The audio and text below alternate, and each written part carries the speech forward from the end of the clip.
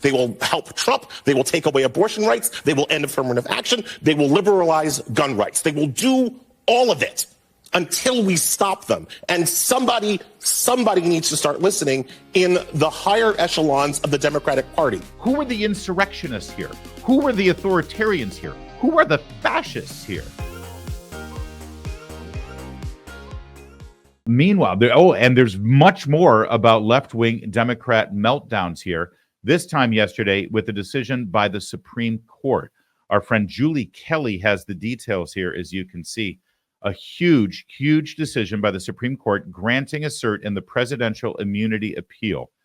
They ordered the appellate court to hold issuing its mandate, ruling that denied Trump's immunity argument until the Supreme Court decides the matter. Oral arguments are in April. What does that mean? I'll tell you what that means. As you know, Jack Smith, the special prosecutor that Merrick Garland appointed to go after Donald Trump during this election year, he has brought charges against Donald Trump related to the events of January 6th. And remember, none of those charges are insurrection, okay? He is not accused of insurrection, even though we've got people all over the country trying to remove Donald Trump from the ballot under the 14th Amendment because of insurrection. He has literally never been charged with insurrection, let alone tried for insurrection. Now, the Supreme Court is already taking up that issue, whether Donald Trump can be removed from the ballot based on that dubious 14th Amendment thing. Now, this is a separate issue.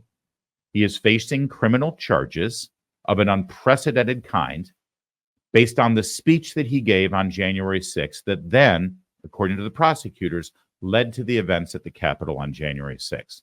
Now, President Trump has every right to defend himself in court, and he has done so by claiming that in some respects he has immunity over the speeches he delivered during his presidency. He was president on January 6th, 2021, and he did deliver a speech that day. And he claims that whatever results may be extrapolated from that speech, he has immunity because as president of the United States, he can deliver a speech. He's allowed to do that. Now, the D.C. Court of Appeals ultimately decided that he did not have immunity. They struck down President Trump's request for immunity. And at that point, the criminal charges against Donald Trump were back in play. So he would have to see his day in court. That criminal case, by the way, before the D.C. court came down with their decision, it was supposed to start next week. Now, it's already been delayed quite a bit. And of course, the Trump team is appealing that decision from the D.C. Circuit all the way up to the Supreme Court. And the Supreme Court has now said, you know what? There is significant constitutional question here that deserves a full hearing before the Supreme Court, not just because of Donald Trump, but because of the presidency itself, because of the Constitution, because of the separation of powers in the Constitution. This isn't just about Donald Trump. This affects every president. I mean, don't you think that the family of Laken Riley should be able to sue President Biden for wrongful death because of his border policies that led to her murder? Now, up until a minute and a half ago, no one would ever suggest that a president could be sued because of that.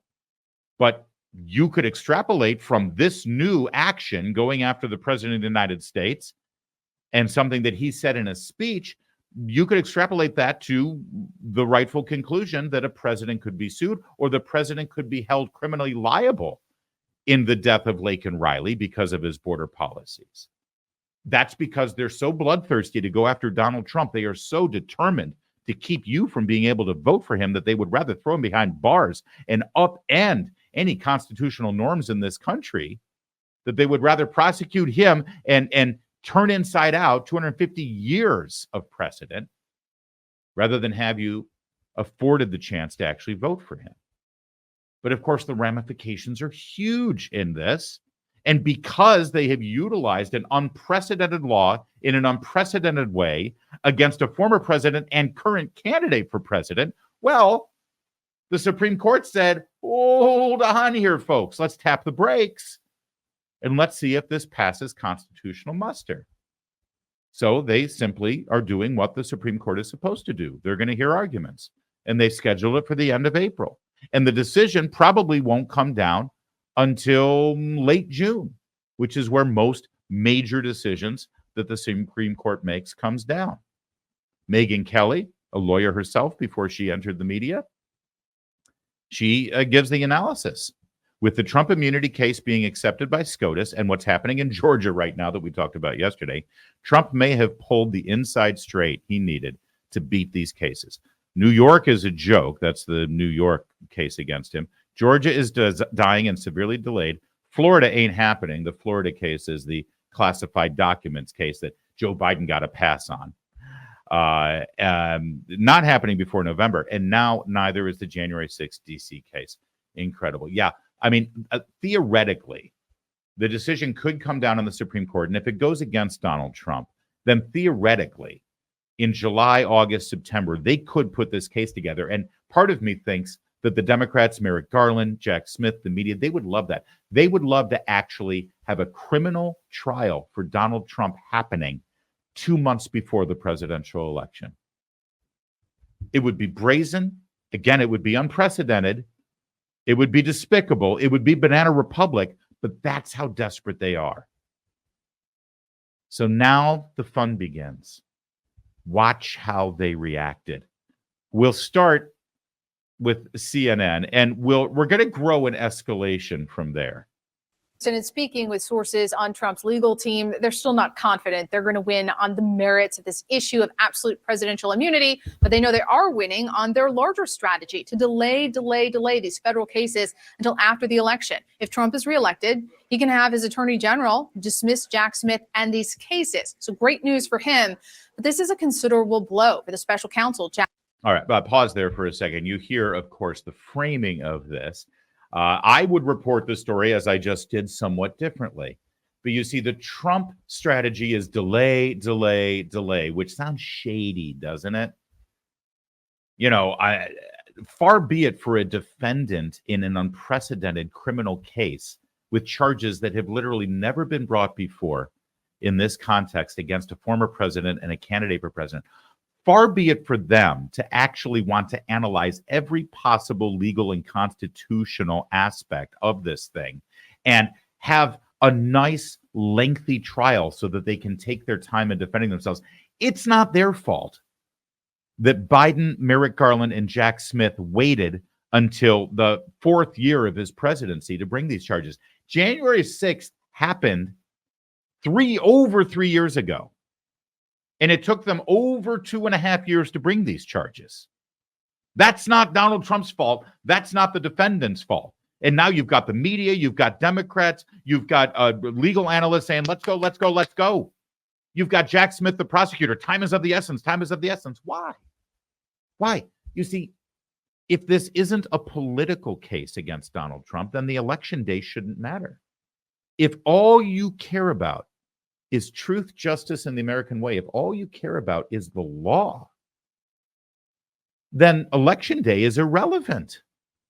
You see, election day is a political mechanism.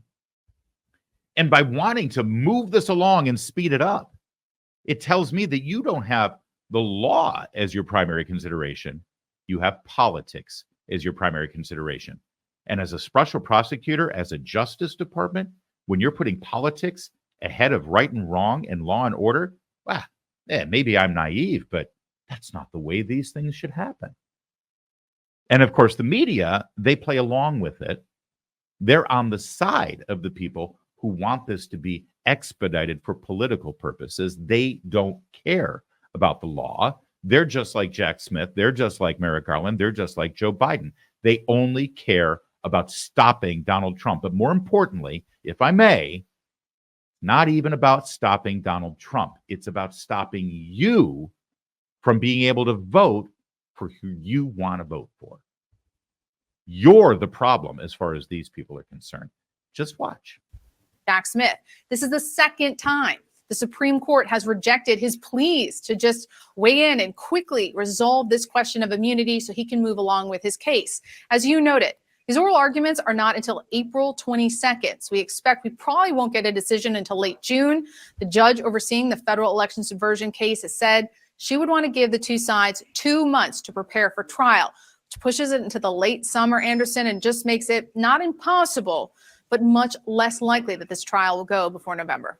So the oral argument set for the week of April 22nd, how does that schedule fit with the former president's other legal proceedings? Whew, Anderson, I'm going to need the help of our handy calendar graphic to go through all of this. It is so complicated. We know the first criminal trial that Trump is expected to face is in late March. It begins on March 25th.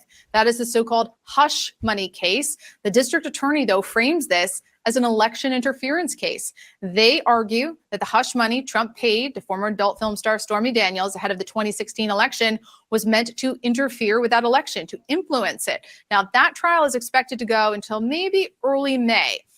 I'm going to let you finish here, but I hate hearing lies from the mainstream media or spin or some sort of framing that isn't fair and isn't accurate. So I just want to jump in here. When anyone ever uses this hush money phrase, please call BS on it. Okay, hush money. It's hush money. It's hush money. It's a non-disclosure agreement. A non-disclosure agreement with a cash payment, which literally, I guarantee you that both of these, Andrew, I am willing. I don't have as much money as Anderson Cooper. I mean, he's a Vanderbilt. I'll bet him an ice cream cone, but I will bet you any money there is language in Anderson Cooper's contract with CNN that involves non-disclosure agreements and cash payments. I guarantee you that Anderson Cooper has engaged in non-disclosure agreements and cash payments at some point in his lifetime. I guaranteed. Do they call it hush money? It's hush money. That whenever someone uses that term, you know they have a political agenda. This is a non-disclosure agreement that he engaged in with an individual with a cash payment. It's basically a nuisance. Yeah, you don't say anything, I don't say anything. Here, get out of my life. Here's the money. Give me a break. And then you see the classified documents case is on the calendar. I'll tell you, it's really penciled in for late May. And tomorrow I leave for Florida because the judge overseeing that case is actually holding a scheduling hearing on Friday.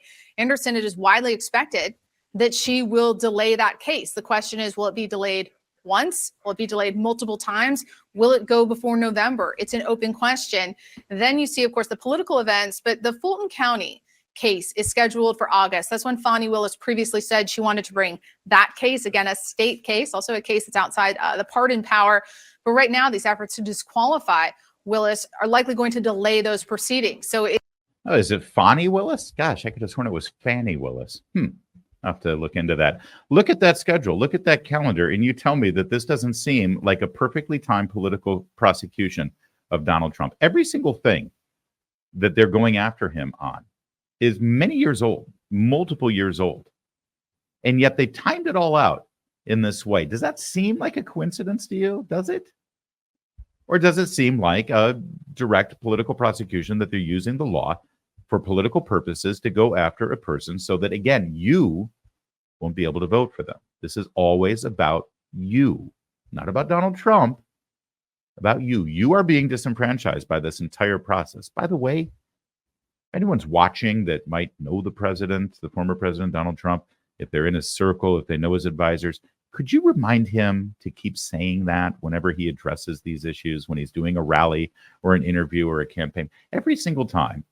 Just say, you know what, honestly, this isn't, I know he says, if they can do this to me, they can do this to you. But that's not even the bigger point.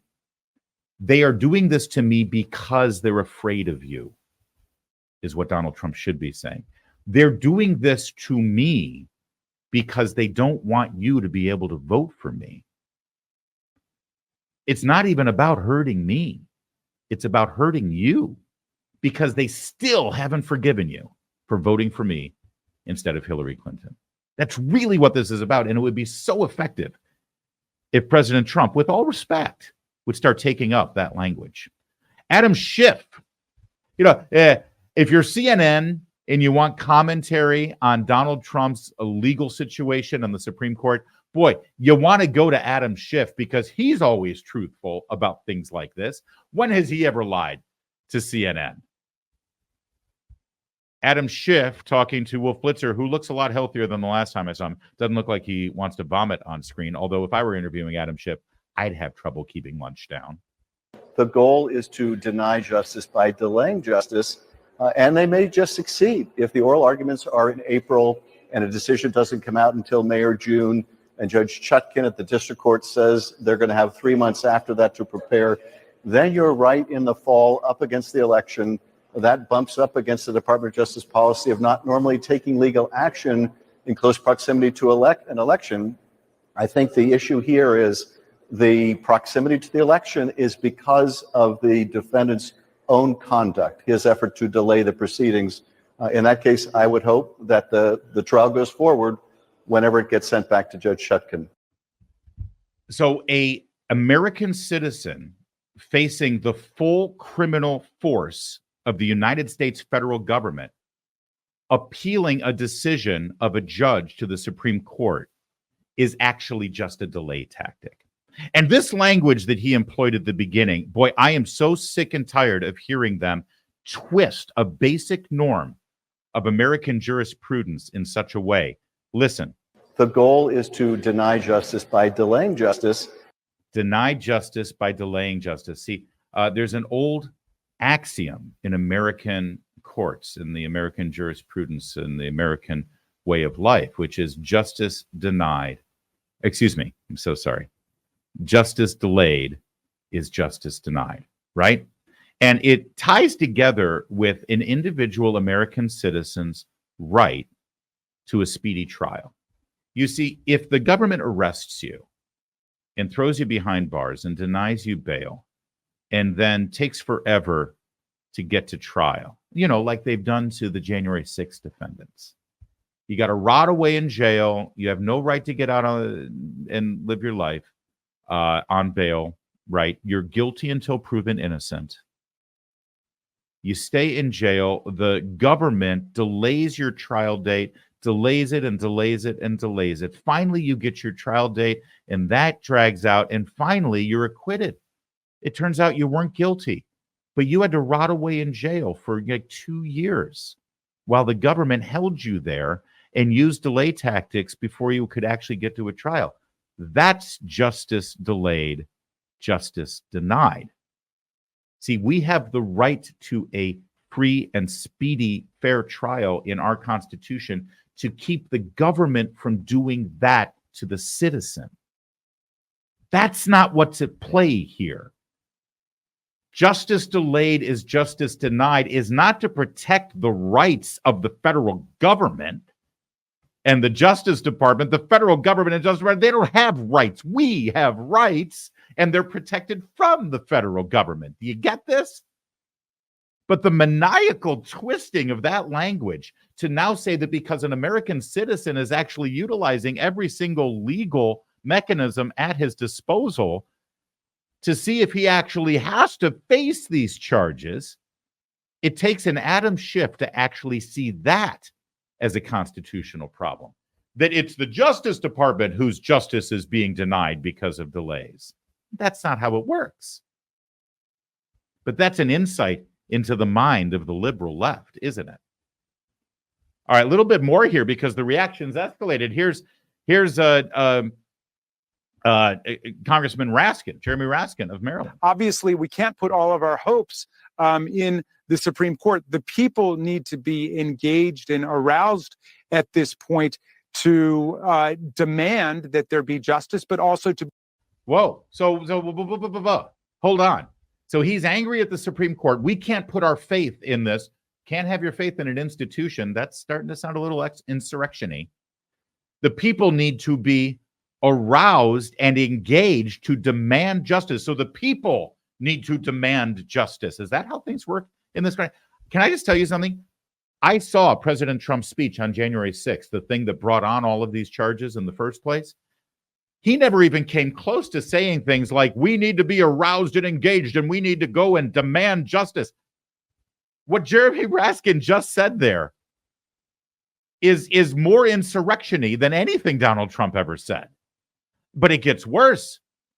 Look at Elie Mystal, who looks like, I got to say it, a black Q-tip on MSNBC. Listen to him undermining this institution of the Supreme Court and the constitutional separation of powers. Then the appeals court gives a bulletproof ruling, as Dahlia says, and they still decide to take it up. What it says is that they are corrupted political actors who act in bad faith. The reason why people like Mark and people like Dahlia seem to have a crystal ball is because they're real, because they're realists, and they understand the court for what it is. And at some point, people in the media, people at home, and people sitting in the White House have to stop pretending that the Supreme Court is some kind of benign, trying to do its best institution and start to realize that there are 6 Republicans, not conservatives, Republicans on the Supreme Court who view it as their job to help the Republican Party.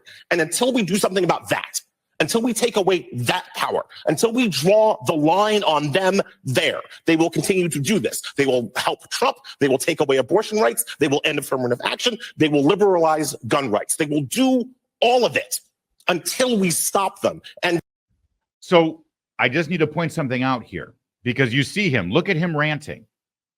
Look at him ranting, saying that the Supreme Court is now full of 6 Republicans, not conservative Republicans, and the White House and everyone, they need to learn that it needs to be stopped. They need to be stopped. The Supreme Court needs to be stopped. I need to make this very clear. There is literally no legal mechanism in our Constitution or in statute that can stop the Supreme Court from rendering decisions in the way that they render decisions, in the way that has upset Elie Mystal in such a hysterical way. Do you understand that?